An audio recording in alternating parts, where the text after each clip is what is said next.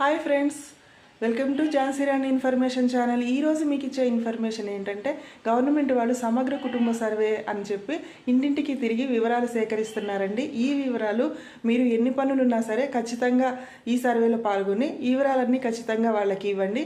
ఎందుకంటే అండి, last time ఈ కేసీఆర్ గారు ఇలాంటి సర్వే నిర్వహించిన తర్వాత మనకి అనేక స్కీమ్లు, రైతు బంధు లాంటి స్కీమ్స్ చాలా వచ్చాయండి. ఈసారి కూడా అలా వచ్చే అవకాశం ఉంది. కాబట్టి ఈ సమగ్ర సర్వేలో మీరు ఖచ్చితంగా మీ వివరాలు ఇవ్వండి, ఎన్ని పనులున్నా సరే.